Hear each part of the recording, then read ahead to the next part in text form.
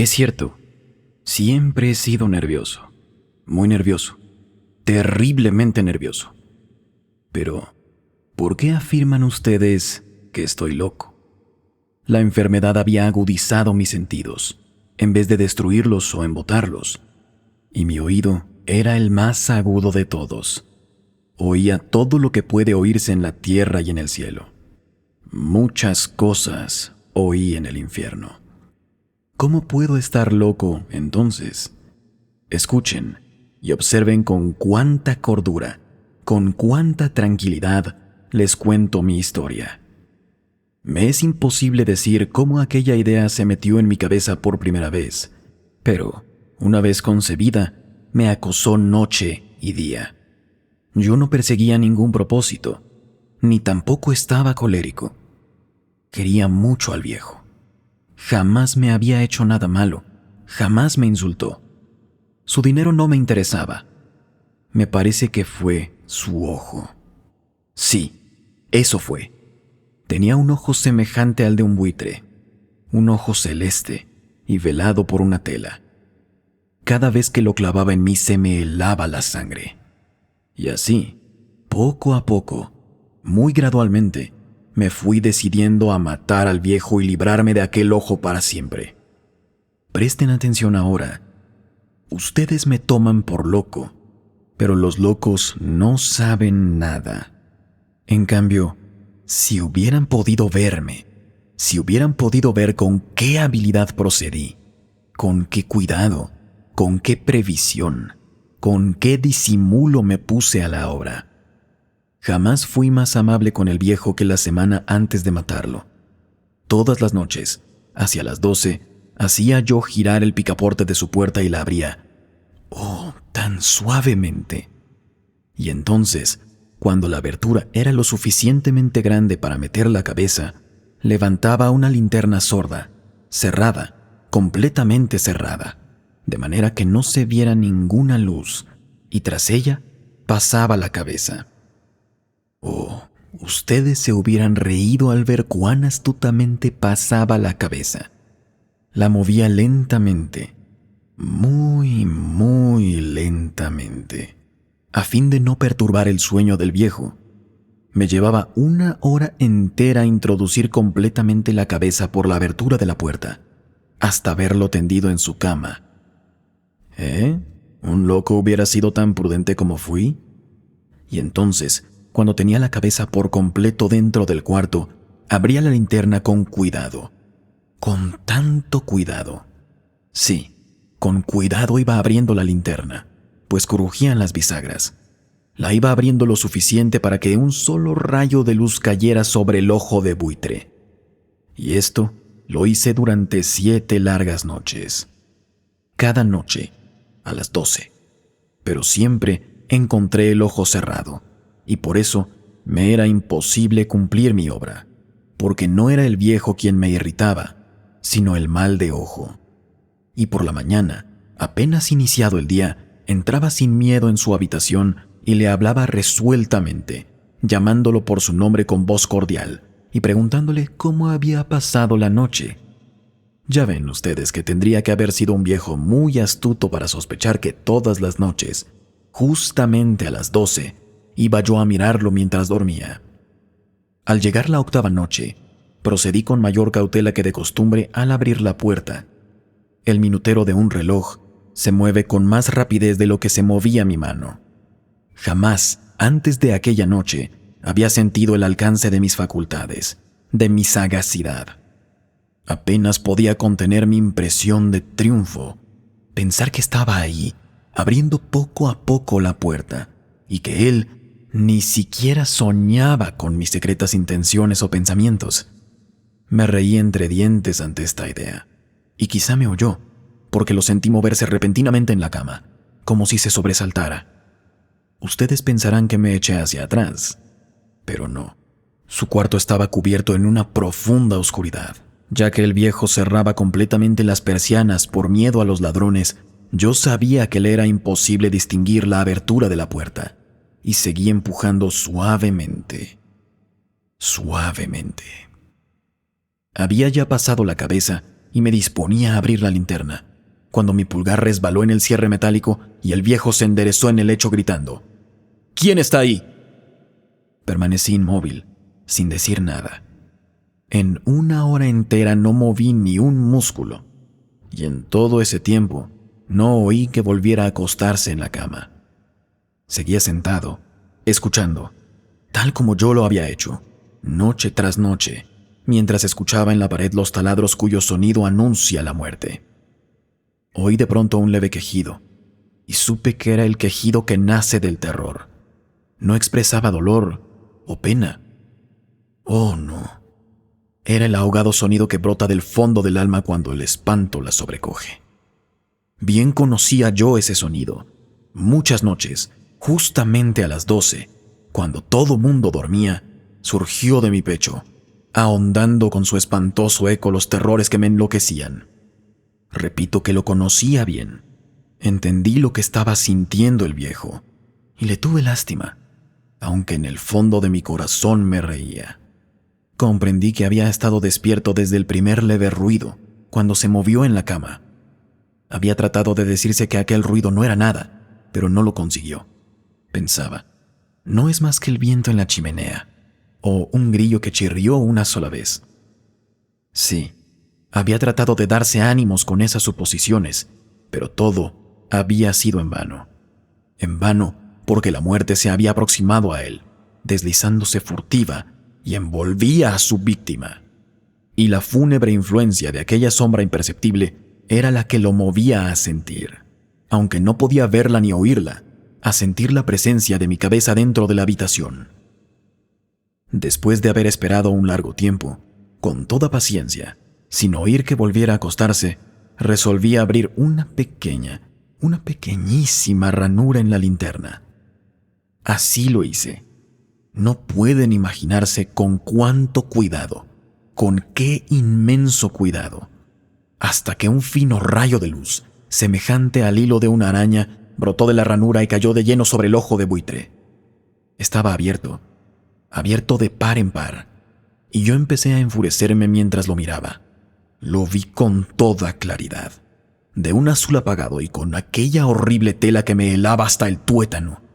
Pero no podía ver nada de la cara o del cuerpo del viejo, pues, como movido por un instinto, había orientado el haz de luz exactamente hacia el punto maldito.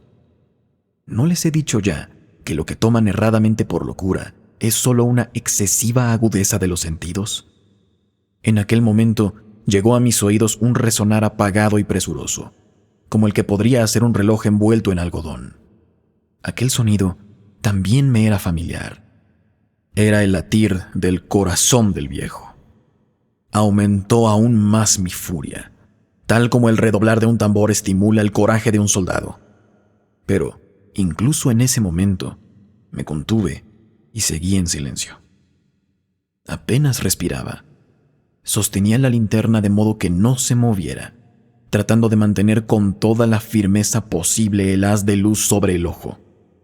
Entretanto, el infernal latir del corazón iba en aumento. Se hacía más y más rápido, más fuerte a cada momento. El espanto del viejo tenía que ser horrible, cada vez más fuerte, más fuerte. ¿Me siguen ustedes con atención? Les he dicho que soy nervioso, sí lo soy. Y ahora, a medianoche, en el terrible silencio de aquella antigua casa, un resonar tan extraño como aquel me llenó de un horror incontrolable. Sin embargo, me contuve todavía algunos minutos y permanecí inmóvil. Pero el latido se hacía más fuerte y más fuerte. Me pareció que aquel corazón iba a estallar, y una nueva ansiedad se apoderó de mí. Algún vecino podía escuchar el sonido. La hora del viejo había sonado. Lanzando un alarido, abrí toda la linterna y me precipité en la habitación. El viejo clamó una vez. Nada más, una vez. Me bastó un segundo para arrojarlo al suelo y echarle encima el pesado colchón.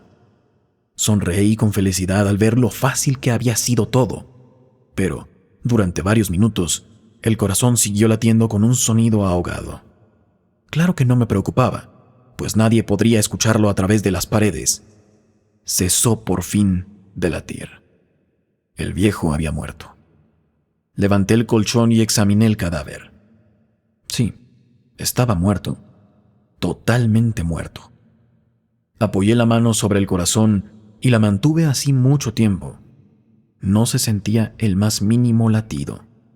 El viejo estaba bien muerto. Su ojo no volvería a molestarme. Si ustedes continúan tomándome por loco, dejarán de hacerlo cuando les describa las astutas precauciones que adopté para esconder el cadáver. La noche avanzaba, mientras yo cumplía mi trabajo con rapidez, pero silenciosamente. Ante todo, descuarticé el cadáver, corté la cabeza, los brazos y las piernas. Levanté luego 3 planchas del piso de la habitación y escondí los restos en el agujero. Volví a colocar los tablones con tanta habilidad que ningún ojo humano, ni siquiera el suyo, hubiera podido advertir la menor diferencia. No había nada que lavar, ninguna mancha, ningún rastro de sangre. Yo era demasiado precavido con todo eso. Había captado todo en un recipiente. Cuando hube terminado mi tarea, eran las 4 de la madrugada, pero seguía tan oscuro como a medianoche. Mientras las campanadas daban la hora, llamaron a la puerta. Fui a abrir con toda calma, pues, ¿a qué podía temerle ahora? Vi a 3 caballeros que se presentaron muy civilmente como oficiales de policía. Durante la noche, un vecino había escuchado un alarido, por lo cual se sospechaba la posibilidad de algún atentado. Al recibir este informe en el puesto de policía, habían comisionado a los 3 agentes para que registraran el lugar. Sonreí, pues, ¿qué tenía que temer? Di la bienvenida a los oficiales y les expliqué que yo había lanzado aquel grito durante una pesadilla. El viejo, les dije, no estaba presente. Llevé a mis visitantes por toda la casa y les dije que buscaran y que buscaran bien. Al final, los llevé hasta su habitación. Les mostré sus tesoros, seguros, sin perturbar. Con gran confianza, traje sillas a la habitación y les dije que descansaran de sus fatigas, mientras yo, en la audacia de mi perfecto triunfo, me senté justo sobre el lugar en el que reposaba el cadáver de la víctima. Los oficiales quedaron satisfechos. Mis tratos los habían convencido. Estaba particularmente en calma. Se sentaron y mientras respondía con alegría, hablaron de cosas familiares. Pero, al paso del tiempo, empecé a notar que me ponía pálido y quería que se fueran. Me dolía la cabeza y creía percibir un zumbido en los oídos. Pero los oficiales continuaban sentados charlando. El zumbido era más intenso, resonaba y cada vez era más intenso. Hablé en voz alta para librarme de esa sensación, pero continuaba y se iba haciendo cada vez más clara, hasta que al fin percibí que el sonido no provenía de mis oídos. Me había puesto muy pálido, pero hablaba con fluidez y levantando la voz. El sonido crecía. ¿Y qué podía hacer? Era un sonido grave, apagado y veloz, como el sonido que hace un reloj envuelto en algodón. Jadeaba, intentando recobrar el aliento, pero los policías no habían oído nada. Hablé con mayor velocidad, con vehemencia, pero el sonido crecía. Me puse en pie y discutí sobre insignificancias en voz muy alta y con violentas gesticulaciones, pero el sonido crecía continuamente. ¿Por qué no se iban? Anduve de un lado a otro, con grandes pasos, como si las observaciones de aquellos hombres me enfurecieran, pero el sonido crecía y crecía. ¡Oh, Dios! ¿Qué podía hacer yo? Lanzaba espuma de la rabia, hablaba incoherencias, maldecía. Balanceando la silla sobre la cual me había sentado, raspaba las tablas del suelo, pero el sonido aumentaba y se hacía más y más fuerte, y los hombres seguían charlando con placer y sonreían. ¿Era posible que no lo escucharan? No, Dios mío, no, lo escuchaban, sospechaban, lo sabían, se estaban burlando de mi horror. Eso pensé, Y eso pienso. Pero cualquier cosa era mejor que esta agonía. Cualquier cosa era más tolerable que esta burla. Ya no podía soportar esas sonrisas hipócritas. Sentía que debía gritar o morir. Y entonces, otra vez. Escuchen. Más fuerte. Más fuerte. Más fuerte. Más fuerte. ¡Basta ya de fingir, malvados!, grité. ¡Confieso que lo maté! ¡Levanten esas tablas! ¡Ahí! ¡Ahí donde está latiendo su horrible corazón!